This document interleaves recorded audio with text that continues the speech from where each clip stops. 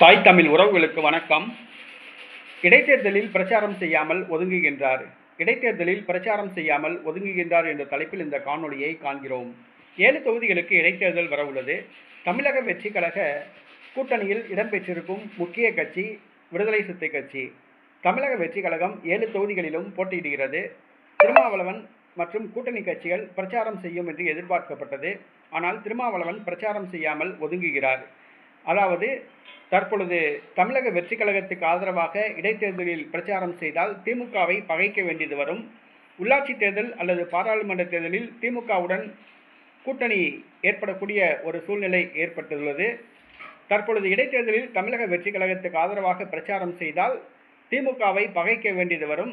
திமுகவோடு அப்போது கூட்டணி சேர்வதற்கு பிரச்சனை ஏற்படும். ஆகவே இடைத்தேர்தலில் நடுநிலை வைக்க திருமாவளவன் திட்டமிட்டுள்ளார். அடுத்து நடைபெறவுள்ள 7 தொகுதி இடைத்தேர்தல்களில் தமிழக வெற்றி கழகத்துக்கு ஆதரவாக திருமாவளவன் பிரச்சாரம் செய்ய மாட்டார் என்று கூறப்படுகிறது. ஒரு தொகுதி தனக்கு கிடைக்கும் என்று எதிர்பார்த்தார். அந்த ஒரு தொகுதி வழங்க தமிழக வெற்றி கழகம் மறுத்துவிட்டது.